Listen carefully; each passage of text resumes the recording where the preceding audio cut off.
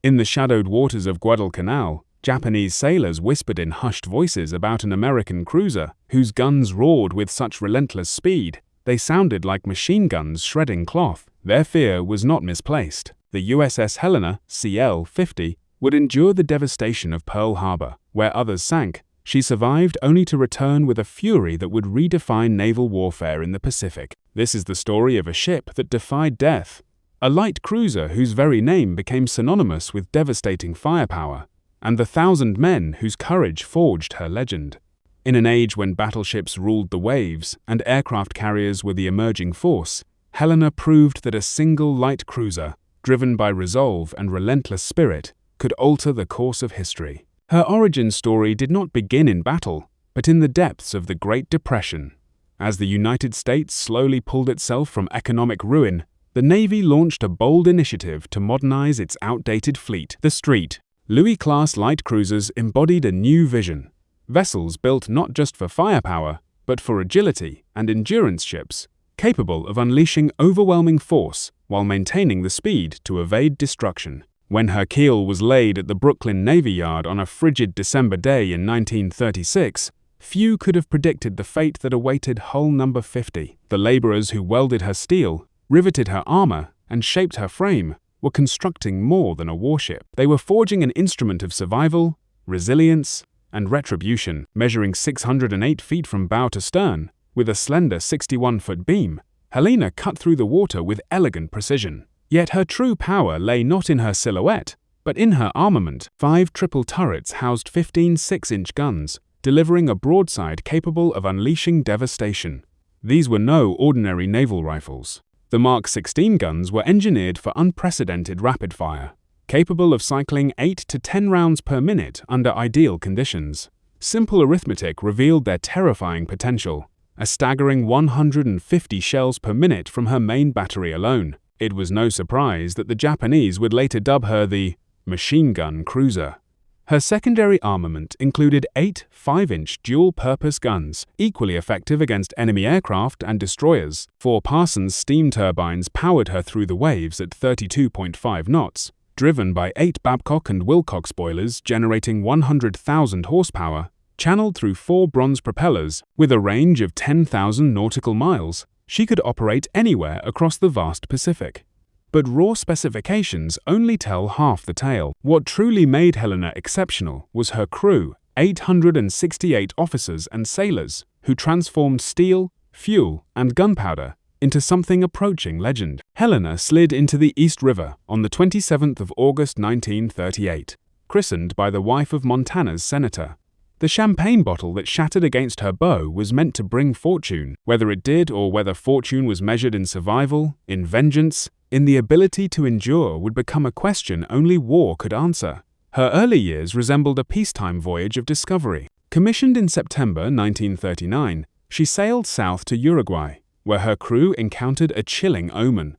The wreck of the German pocket battleship Admiral Graf Spee scuttled in Montevideo Harbor after the Battle of the River Plate. Young American sailors gazed at the twisted metal and wondered if they were staring into their own future.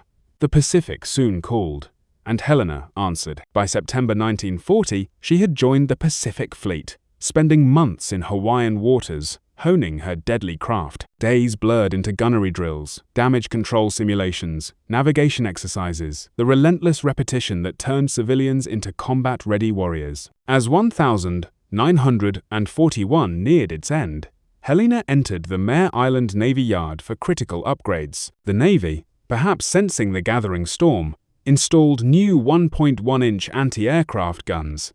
It was like arming a boxer with brass knuckles before stepping into the ring. On the morning of the 7th of December 1941, Helena was moored at berth 1,010 inches, Pearl Harbor's Navy Yard. Across the harbor, battleships lined Ford Island in orderly rows. The Pennsylvania, the mighty queen of the battle line, was meant to occupy Helena's berth, but circumstance intervened. The dry dock required Pennsylvania more urgently than the pier needed Helena. At 0757, Lieutenant Commander Shiichiro Matsumura led 9 Nakajima B-5N Kate torpedo bombers toward what he believed was the Pennsylvania. Through the morning haze, Helena's silhouette bore enough resemblance to a battleship to seal her fate. Only the lead aircraft dropped its weapon, a Type 91 torpedo that sliced through the calm harbor at 40 knots. It passed beneath the mine layer, Oglala, moored alongside, and struck Helena at frame 75, just below her armor belt. The explosion tore through her engineering spaces like a titanic hammer. Engine room number 1 and boiler room number 2 were instantly transformed from orderly compartments into mangled tombs. Seawater surged through a breach wide enough to accommodate a truck, yet Helena refused to sink. Within 2 minutes, 120 seconds, her forward diesel generator roared to life, restoring power to her gun mounts. As Japanese aircraft circled overhead for their second attack, Helena's anti-aircraft guns roared in defiance. 4 bombs straddled her during the second wave, each near miss pelting her decks with shrapnel and seawater. The ship that should have died clung to life through the miracles of damage control and human resolve. 40 of her men were dead, over 100 wounded, but she remained afloat. In the wardroom, blood mixed with oil as medics fought to save the living. On deck, gunners stayed at their stations even as their comrades fell around them. The Japanese pilots who reported her sinking made a grave error. They had awakened not just a ship, but a vengeful spirit, and she would remember. In the aftermath of Pearl Harbor, Helena resembled a wounded warrior in critical condition. Water sloshed through her fractured hull, and emergency pumps labored around the clock to keep her afloat. Yet beneath the wreckage beat a heart that would not surrender. By December 9, just 2 days after the attack, she limped into dry dock No. 2. Navy yard workers swarmed over her like battlefield surgeons, cutting, shaping, and welding steel plates to seal her wounds. The temporary repairs would hold just long enough to reach a proper facility. The journey to Mare Island in January 1942 tested every weld and rivet. Pacific swells pressed against her patched hull, probing for weaknesses. Her crew stood vigilant at damage control stations, ready to shore up any breach. They need not have worried. Helena was tougher than she appeared. At Mare Island, Helena underwent a transformation that went far beyond mere repair. The Navy had absorbed the brutal lessons of Pearl Harbor, and Helena would emerge as a beneficiary of that hard-earned wisdom. Her conning tower, which had limited visibility during night actions, was removed and replaced with an open bridge. The outdated 1.1-inch Chicago pianos were replaced with 4 quadruple 40mm Bofors guns. Swedish-designed democracy encased in American steel. But the real revolution came in technology. Helena received the new SG surface search radar, a marvel capable of detecting enemy ships through darkness and fog at ranges once thought impossible. Paired with new FC and FD fire control radars, she could now fight blind, a crucial advantage in the close-quarters knife fights that awaited in the Solomon Islands. While darkness had once concealed ships from visual spotting, radar now allowed Helena to see without being seen. Under Captain Robert H. English, and later Captain Gilbert C. Hoover, who assumed command in September 1942, her crew trained with obsessive intensity. They had scores to settle. Gunners drilled until they could load and fire in their sleep. Damage control teams rehearsed plugging holes and fighting fires until their actions became second nature. Every man aboard understood their purpose. They were returning to the Pacific not as victims, but as hunters. In the mess halls, sailors spoke of vengeance. In the engine rooms, mechanics coaxed every last revolution from the turbines.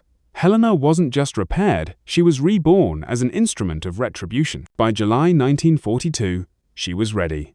As she passed beneath the Golden Gate Bridge, bound for the South Pacific, her crew lined the rails. Some waved to loved ones on shore, others stared westward, toward the enemy who had struck first. The machine gun cruiser was heading to war. The Solomon Islands in late 1942 were a green nightmare, where both sides bled for every foot of jungle. Guadalcanal, with its vital airfield, had become the grinding wheel of the Pacific War. Every night, Japanese destroyers and cruisers raced down the slot, the narrow channel between the Solomon chain, to reinforce their garrison and bombard American positions. By early October, Helena served in Task Force 64 under Rear Admiral Norman Scott. Unlike many admirals still wedded to battleship-era tactics, Scott understood that radar and rapid fire would dominate these waters. He drilled his ships relentlessly in night combat. Though he made the puzzling choice to use the USS San Francisco as his flagship, instead of the radar-equipped Helena. The 11th of October, 1942, The day of reckoning drew near, as American reconnaissance planes spotted Admiral Aritomo Goto's force steaming toward Guadalcanal. 3 heavy cruisers and 2 destroyers carrying troops and bombardment shells. Scott positioned his force off Cape Esperance, ready to spring a trap. As darkness fell, Helena's SG radar operator, radioman 3rd Class Robert S. Brown, leaned over his scope. At 2,325, a faint phosphorescent blip appeared. Enemy ships at 27,700 yards. Helena had found them before they even knew they were being hunted. What followed was controlled chaos. Scott, operating blind aboard San Francisco, ordered a column turn that inadvertently placed his force across the Japanese T, the perfect position for a naval ambush. On Helena's bridge, Captain Hoover grew increasingly tense. His radar showed enemy ships at 5,000 yards, practically point-blank range. But Scott had not yet given the order to fire. Finally, at 2,346, Scott's ambiguous "Roger" to another query was interpreted as permission to engage. Helena's turrets, already trained on the enemy, erupted. The first salvo caught the heavy cruiser Aoba completely off guard. 6-inch shells slammed into her bridge, killing Admiral Goto instantly and severely wounding her captain. The Japanese admiral died believing his own ships were firing on him. He never imagined the Americans could strike with such precision from the darkness. Helena's guns achieved firing rates that seemed superhuman. Spent brass casings spilled across her decks like golden rain as loaders worked in flawless rhythm. The sustained muzzle flashes illuminated the night, earning her the nickname that would follow her to the end. The heavy cruiser Furataka attempted to shield the flagship, but sailed into a storm of steel. Helena's shells found her torpedo tubes and long lance torpedoes, Japan's most feared weapon, causing them to detonate on deck. Furutaka burned like a funeral pyre before sinking beneath the waves. In just 14 minutes, it was over. Helena had fired over 1,400 rounds, her gun barrels glowing cherry red in the darkness. The Battle of Cape Esperance was America's first decisive surface victory against the Imperial Japanese Navy. Helena had proven that American cruisers could fight and win at night the enemy's chosen battlefield. At dawn, oil slicks and debris marked where Japanese ships had perished. Helena's crew, exhausted but triumphant, savored their first real taste of victory. It would not be their last. November 1942 brought desperation to both sides at Guadalcanal. The Japanese prepared a massive reinforcement convoy, and Admiral Scott's victorious task force, now under Rear Admiral Daniel Callahan, stood as the only obstacle. Callahan, brave but inexperienced in night combat, repeated Scott's mistake. He chose San Francisco as his flagship, instead of the radar-equipped Helena. On the night of November 12-13, Helena's radar once again proved prophetic. At 0124, her SG scope detected Japanese ships entering Iron Bottom Sound, the waters of Guadalcanal, littered with wrecks that had earned their grim name. 2 Japanese battleships, Hiei and Kirishima, led a bombardment force aimed at destroying Henderson Field. What erupted at 0148 was less a battle than a chaotic brawl fought with 14-inch guns. The American column nearly collided with the Japanese force. Ships fired at point-blank range, often unsure if their targets were friend or foe. Searchlights stabbed through the dark, star shells burst overhead, and tracers crisscrossed like deadly fireworks. Helena's radar gave her a decisive edge in this melee.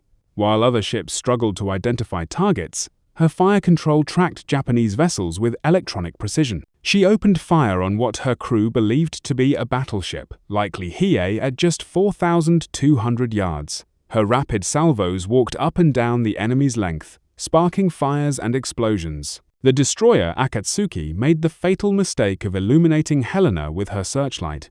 Every American ship that could bear immediately concentrated fire on the exposed destroyer. Helena's 6-inch shells joined 5-inch and 8-inch rounds in a convergence of naval gunfire that literally shattered Akatsuki. She vanished in a massive explosion, taking nearly her entire crew with her. Helena then shifted fire to 3 more destroyers, her guns cycling so rapidly that Japanese survivors later claimed the Americans had developed a new automatic cannon. 1 destroyer limped away burning, another went dead in the water, the third fled into the darkness, trailing smoke. Throughout the chaos, Helena danced between enemy salvos, her engineers pushing her turbines beyond their limits. At one point, San Francisco crossed directly between Helena and her target, forcing a check fire that likely saved American lives. The friendly fire incidents that night claimed Admiral Callahan and Captain Cassin Young of San Francisco, brave men killed by American shells. In the confusion, after 40 minutes of brutal close-range combat,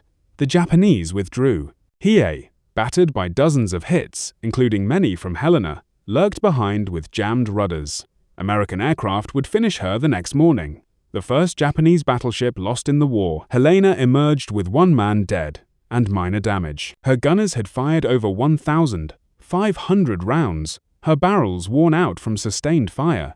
But she had helped halt the Tokyo Express cold. Without that bombardment, Henderson Field would have been destroyed, leaving the island vulnerable. At dawn, Iron Bottom Sound lived up to its name, now littered with new wrecks.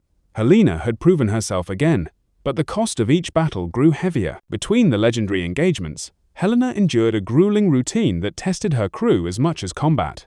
The Solomon Islands offered no respite. If Japanese shells didn't kill you, malaria, dysentery, or dengue fever might. Helena's sailors developed the 1,000-yard stare, common to Guadalcanal. Veterans, men aged beyond their years by constant vigilance. Life aboard followed the rhythm of war. General quarters at dawn and dusk, when submarines preferred to strike. Days spent bombarding Japanese positions on Guadalcanal, reducing jungle strongholds to rubble. Nights patrolling the slot. Radar operators straining for the first sign of enemy vessels. The crew forged their own culture. Born of shared danger, Helena's laundry became legendary, somehow producing crisp uniforms even after battle. The ship's band, Helena's Hot Tots, played swing music on deck between actions, their jazzy renditions of Blues in the Night drifting across the water to other ships. Food was whatever supply ships delivered. Spam, powdered eggs, and coffee so strong it could float a wrench. Fresh vegetables were distant memories. The ice cream maker, when functional, produced the most prized commodity in the South Pacific. Men traded almost anything for a Dixie cup of vanilla. Captain Hoover proved a steady leader during his tenure. Unlike glory-seeking officers, he understood that survival was victory in these waters. He drilled his crew constantly, but also knew when to ease the pressure. Movie nights on the fantail, boxing matches on the forecastle, small joys that reminded men what they were fighting for. The relief of Captain Hoover on the 23rd of November 1942 for failing to adequately report the torpedoing of USS Juneau struck the crew hard. They had just fought through hell together, and now their captain was gone over what many saw as bureaucratic overreach. His replacement, Captain Charles P. Cecil, who took command in December 1942, had to earn the trust of a skeptical crew. Cecil would lead them through their final battles. December 1942 and January 1943 blurred together in routine and exhaustion. Helena bombarded Vila and Munda, supported troop convoys, and chased phantom contacts on radar. Her crew became experts at reading the sea and sky, knowing that survival often depended on spotting a torpedo, wake, or bomb release a split second before the enemy. By February 1943, Helena desperately needed overhaul. Her engines groaned, her guns showed worn rifling, and her hull bore the scars of near misses. The voyage to Sydney, Australia, felt like a journey to paradise. Fresh food, cold beer, and English-speaking women awaited. For a few precious weeks, Helena's men remembered what peace felt like. But wars do not pause for liberty. By April, she was back in the Solomon's guns, refreshed, crew rested. The next phase of the island campaign loomed, and the nightly runs down the slot continued. The machine gun cruiser had more work to do. As spring 1943 turned to summer, American forces prepared to advance up the Solomon chain. New Georgia, with its airfield at Munda, represented the next bloody step toward Tokyo. Helena played her part in preliminary bombardments, turning Japanese positions into ash. The routine had become deadly familiar. Slip into contested waters under cover of darkness, pummel assigned targets, and escape before dawn brought retaliation. On May 13, Helena led a bombardment group against Vila, her shells methodically tearing through fuel dumps and barracks. The Japanese, learning from experience, had moved most assets inland, but Helena's guns still found plenty to destroy. June 1000, 943 brought intensified operations. Intelligence reported massive Japanese reinforcement efforts, and every American cruiser worked overtime to intercept them. Helena's crew, now seasoned veterans, prepared with grim efficiency. Extra ammunition filled her magazines to capacity. Damage control materials were pre-positioned. Men wrote letters home, just in case. On June 30, Operation Toenails, the invasion of New Georgia, began. Helena provided fire support for the landings at Rendezvous. Her 6-inch shells cleared jungle in 100-yard swaths. Japanese shore batteries responded sporadically, their splashes creeping toward Helena until counter-battery fire silenced them. The 4th of July, 1943, Independence Day, found Helena bombarding Munda Airfield. The Japanese had reinforced their anti-aircraft defenses, and black flak puffs dotted the sky.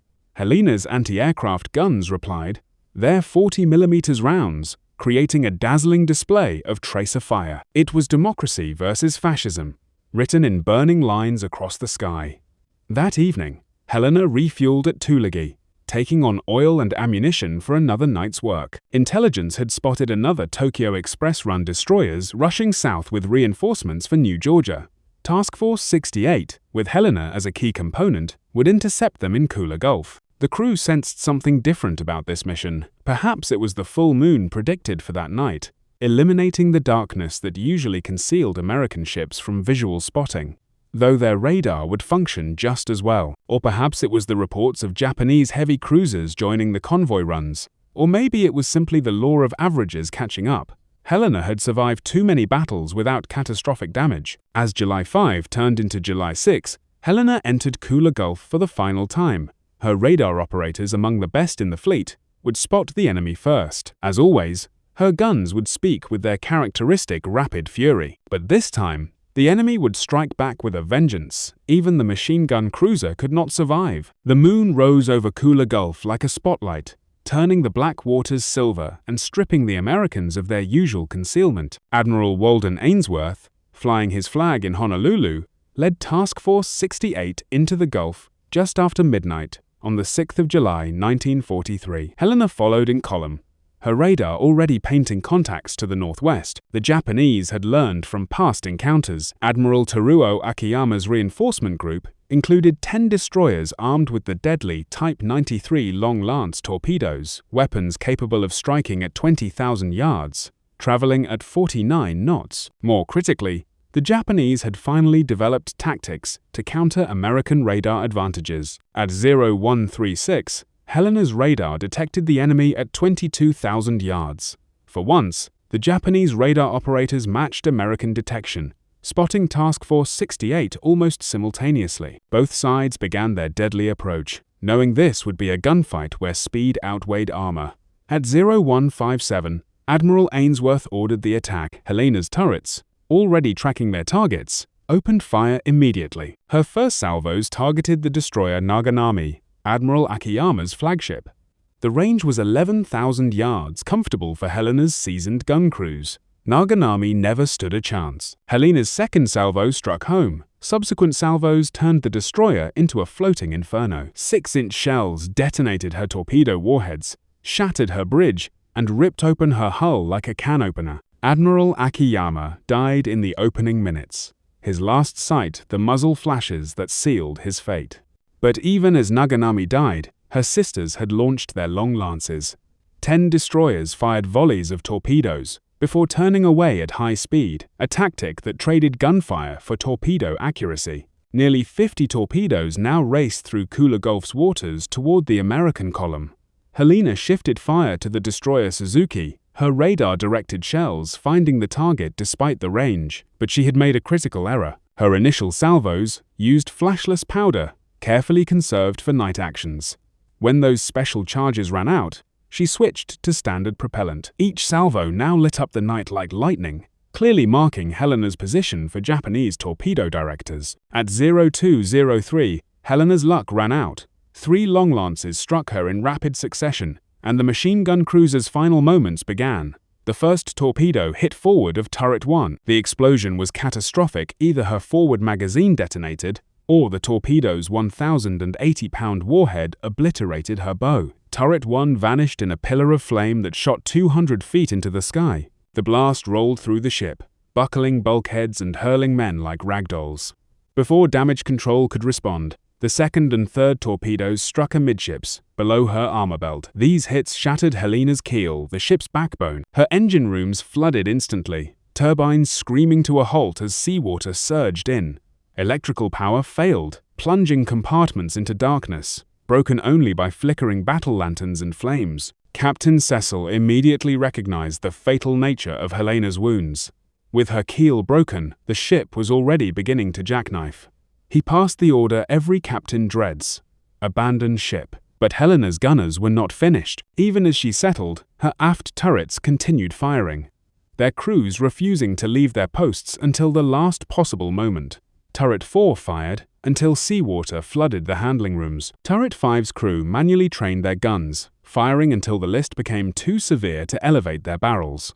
The ship broke into 3 sections. The bow, everything forward of Turret 2, vanished instantly. The stern section, containing nearly 400 men, floated independently. The center section, housing the bridge and engineering spaces, rolled over and sank within minutes. Men struggled in the oil-slicked water, some wounded, all shocked by the sudden shift from combat to survival. The destroyer Nicholas, risking torpedo attack, moved in to rescue survivors. Her crew pulled exhausted men aboard while her guns engaged Japanese destroyers attempting to finish off Helena's crew. At dawn on July 6, Kula Gulf was littered with debris and nearly 500 Helena survivors still in the water. The bow and stern sections remained afloat, serving as temporary life rafts for hundreds.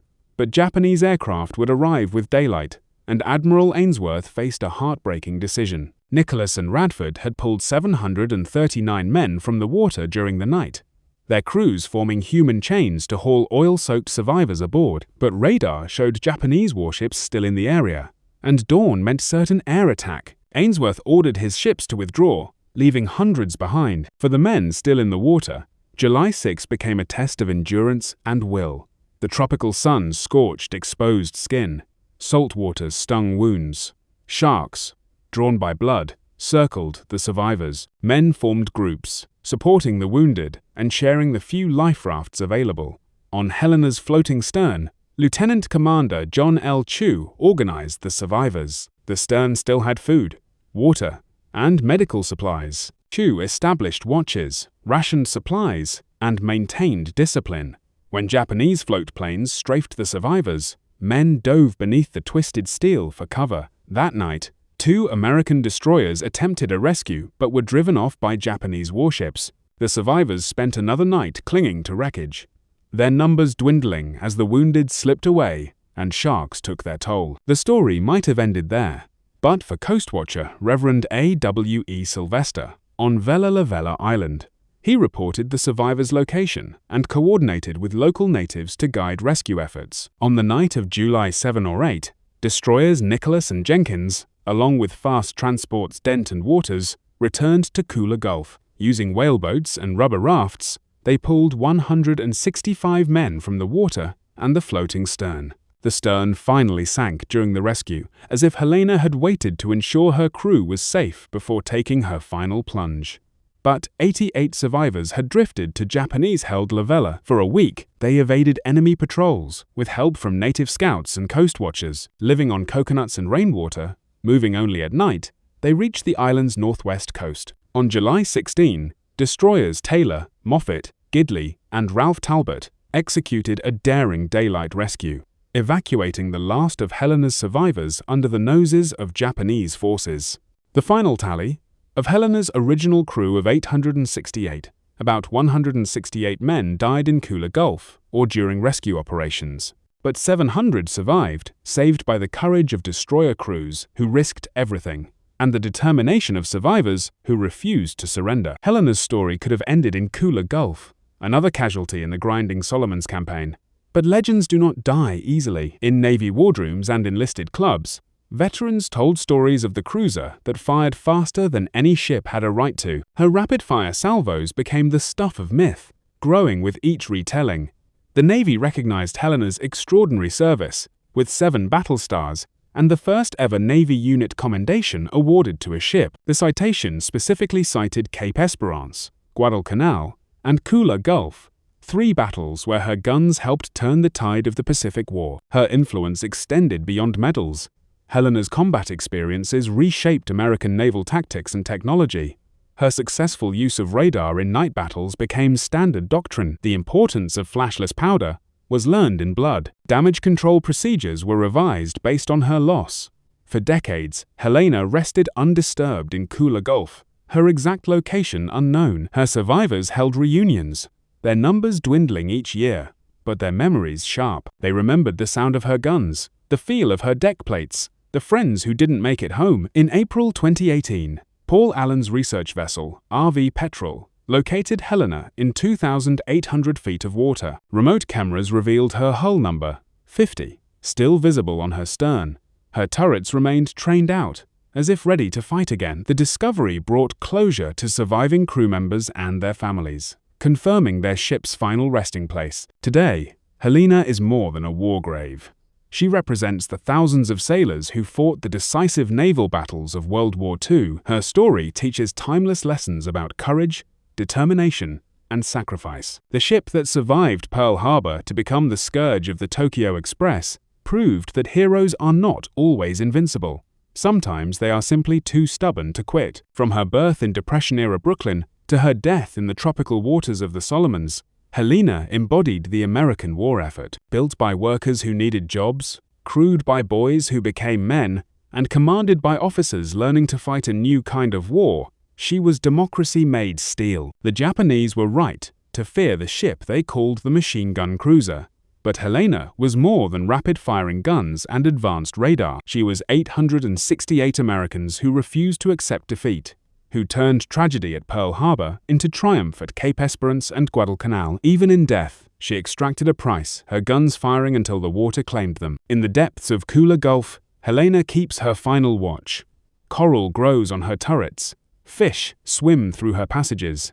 But her legacy endures. She remains what she always was, the fighting ship that earned her nickname through sheer determination and a testament to the generation that saved the world. They called her Machine Gun, and she lived up to her name until the very end. In the annals of naval history, few ships fought harder, died better, or left a prouder legacy than USS Helena. CL 50. She was, as her crew always knew, one hell of a fighting ship.